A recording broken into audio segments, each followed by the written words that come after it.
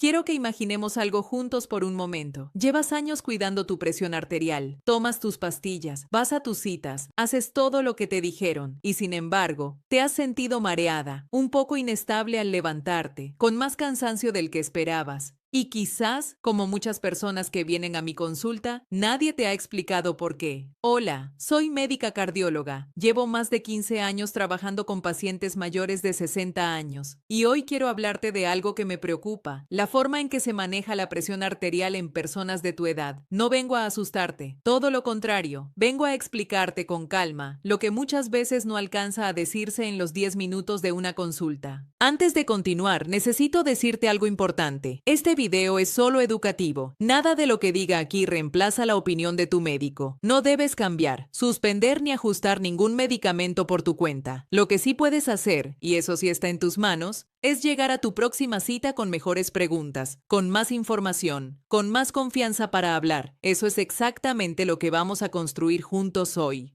En este primer capítulo te explico por qué el número ideal de presión arterial que se usó durante décadas puede no ser el más adecuado para personas mayores de 65 años. En el segundo, veremos qué pasa en el cuerpo cuando la presión baja demasiado rápido o demasiado bajo en personas mayores. En el tercero, te hablo de lo que la investigación más reciente ha encontrado sobre metas de presión más seguras para personas de 75 años en adelante y de una prueba sencilla llamada hipotensión ortostática que puede cambiar todo el enfoque del tratamiento. Y en el cuarto capítulo, cerramos con algo práctico, los hábitos con impacto real y las preguntas exactas que puedes llevarle a tu médico. ¿Todo claro? Muy bien. Empecemos. Durante muchos años, la medicina usó un número como meta, 120/80. Esa era la presión perfecta. Y si alguien tenía más, el objetivo era bajarla, lo más posible, lo más rápido posible. Esa idea nació de estudios serios y en personas jóvenes con corazones más fuertes y arterias más flexibles tiene sentido, pero el cuerpo de una persona de 70 años no es igual al de una de 40 y eso cambia todo. Cuando envejecemos, las arterias se vuelven más rígidas, el corazón trabaja de manera diferente y el cerebro, los riñones y los ojos necesitan cierta presión para recibir el flujo de sangre que requieren. Si bajamos esa presión demasiado, puede que los órganos no reciban lo suficiente. Esto no lo digo solo yo. Muchas guías médicas actuales ya han revisado su posición en este punto. En muchos países, las recomendaciones para personas mayores de 65 o 70 años ya no son las mismas que para adultos jóvenes. Déjame contarte algo que me pasó en consulta hace no mucho. Una señora de 71 años vino con su hija porque se sentía rara, cansada, con la cabeza como flotando. Revisé su historial, tenía la presión perfectamente controlada, exactamente en 118/75. Sus médicos anteriores estaban satisfechos, pero cuando la revisé de pie, después de estar sentada, su presión bajó bruscamente, casi se desmaya frente a mí. El problema no era que su corazón fallara, el problema era que el tratamiento estaba siendo demasiado agresivo para su edad y para cómo funcionaba su cuerpo en ese momento.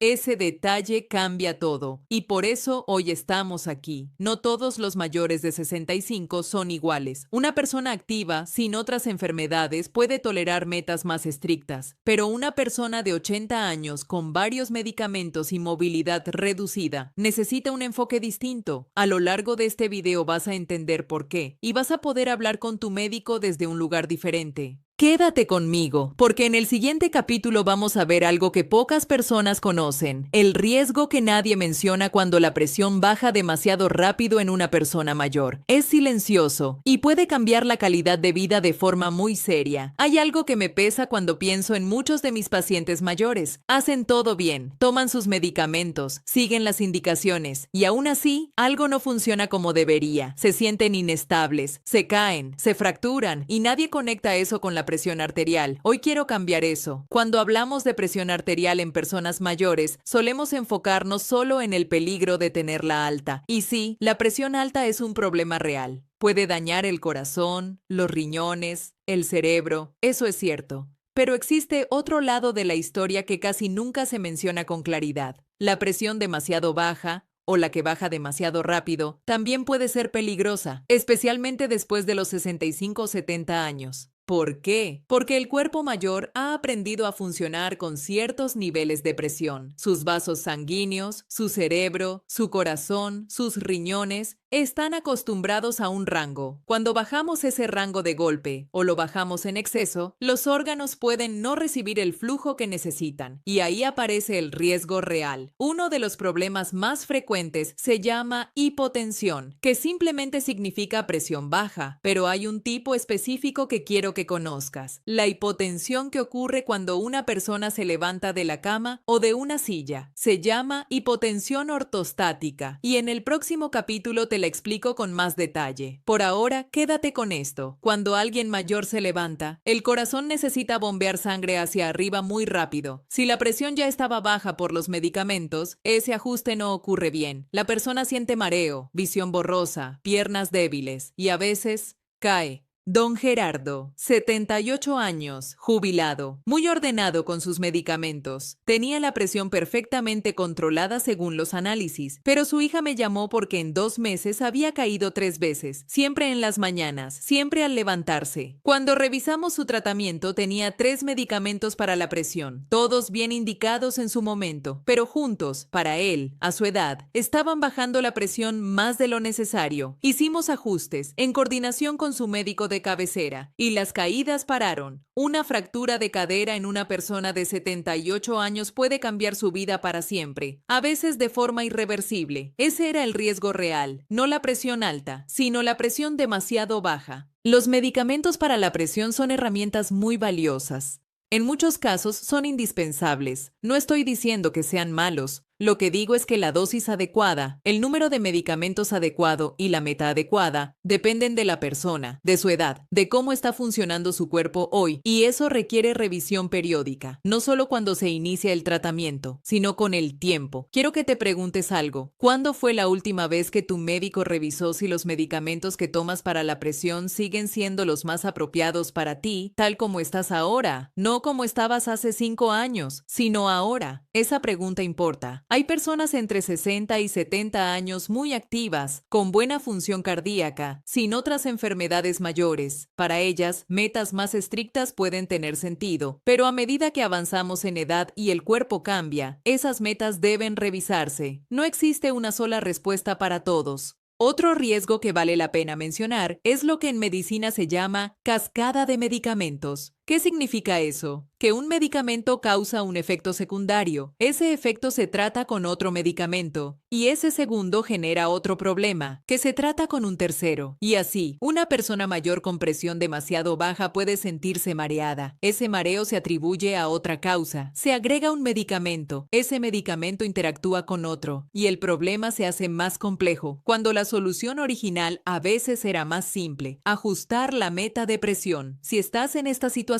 o crees que alguien cercano podría estarlo, anota esta pregunta para tu médico. ¿La meta de presión que tenemos para mí sigue siendo apropiada para mi edad y mis condiciones actuales? Es una pregunta respetuosa, es una pregunta inteligente y cualquier buen médico va a tomársela en serio. En el siguiente capítulo vamos a hablar de lo que la ciencia médica más reciente ha encontrado. Hay números más concretos, investigaciones que han actualizado las guías en muchos países y una prueba sencilla que puede darte información muy valiosa. Quédate conmigo, lo que viene es muy importante. Hablemos de números, pero con calma. Durante muchos años, la meta que se buscaba en casi todos los adultos era una presión sistólica, el número de arriba, menor a 120. Esa era la referencia y se aplicaba de manera bastante general. En los últimos años, varios estudios y muchas guías médicas han empezado a matizar eso, especialmente para personas mayores. ¿Qué encontró la investigación? En términos generales, en personas mayores de 75 años, mantener la presión sistólica entre 130 y 140 parece asociarse con mejores resultados, menos caídas, menos mareos, mejor función del cerebro y una calidad de vida más estable. Eso no quiere decir que 130 sea el número correcto para todo el mundo. No funciona así, pero sí significa que perseguir agresivamente una presión de 110 o 115 en una persona de 80 años puede no ser lo más beneficioso en muchos casos. La presión arterial no es solo un número, es una señal, y esa señal hay que leerla en contexto. ¿Cómo está la persona? ¿Qué otros medicamentos toma? ¿Cómo está su función renal? ¿Tiene diabetes? ¿Tiene problemas de equilibrio? Esa lectura completa es lo que diferencia un buen buen manejo de uno que puede causar daño sin intención. Ahora quiero explicarte algo muy concreto que tiene nombre propio y que puede cambiar el enfoque del tratamiento en muchas personas mayores. Se llama hipotensión ortostática. Ortostática viene del griego y significa ponerse de pie.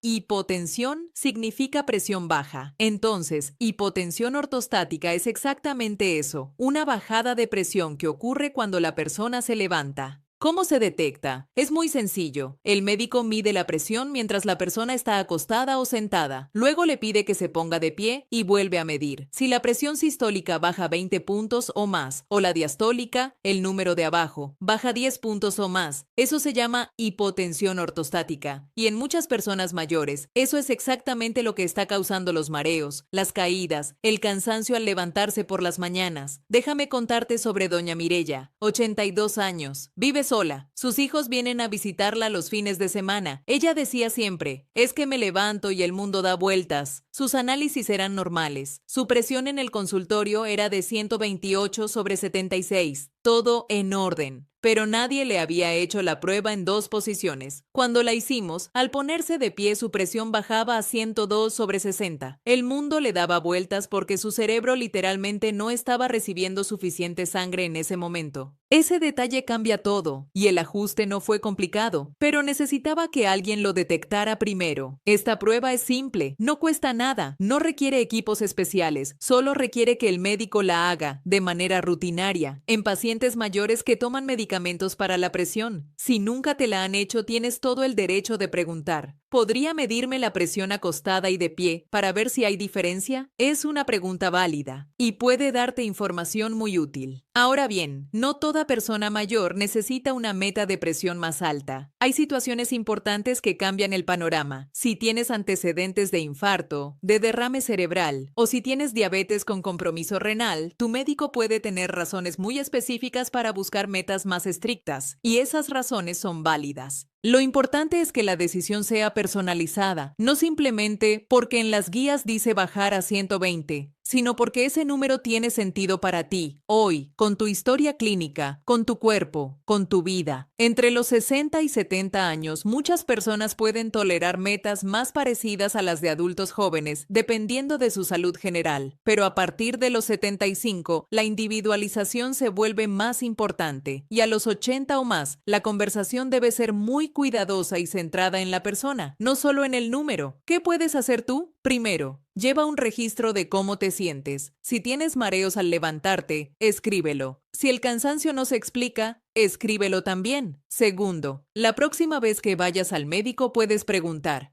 ¿la meta de presión que tenemos es la más apropiada para mi edad y mis condiciones? Y también, ¿me podría hacer la prueba de presión en 2 posiciones? Esas 2 preguntas pueden abrir una conversación muy importante.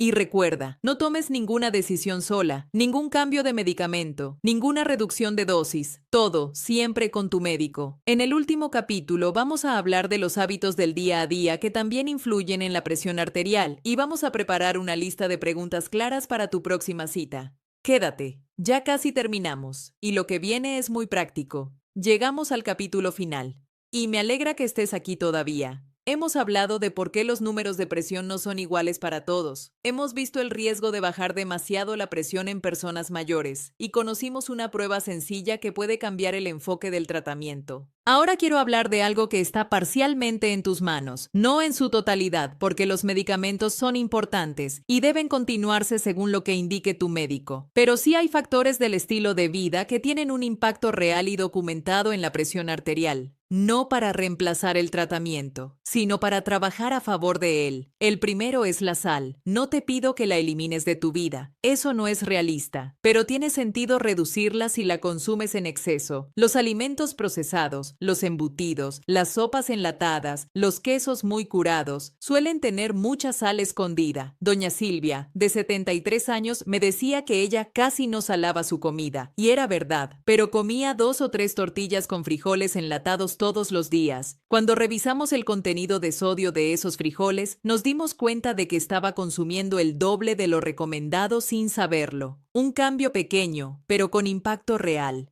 El segundo factor es el movimiento. No hace falta ir al gimnasio. Caminar 20 o 30 minutos al día a un ritmo cómodo tiene efectos sobre la presión arterial, ayuda al corazón, mejora el equilibrio, reduce el riesgo de caídas y el movimiento regular puede ayudar a que la presión se estabilice de manera más natural, lo que a veces permite que el médico revise las dosis. No digo que caminar reemplaza los medicamentos, pero sí puede trabajar en la misma dirección. El tercer factor es el estrés crónico. No el estrés de un momento difícil, sino el que se queda, el de las preocupaciones constantes, el insomnio, la tensión que no se va. Ese tipo de estrés mantenido puede elevar la presión de manera significativa, y en personas mayores que muchas veces tienen un sistema cardiovascular más sensible, ese impacto puede ser mayor. Si hay algo en tu vida que te genera ese nivel de tensión sostenida, vale la pena mencionárselo a tu médico, no porque sea una debilidad, sino porque es información clínica relevante. El cuarto factor es el sueño. Dormir mal de forma crónica puede contribuir a que la presión suba. Y en personas mayores, los problemas de sueño son más frecuentes. A veces se relacionan con dolor, con ansiedad o con medicamentos que alteran el ciclo de descanso. No es un solo factor lo que complica el manejo de la presión en una persona mayor. Es la combinación. Los medicamentos, los hábitos, la edad, las otras condiciones. Todo interactúa,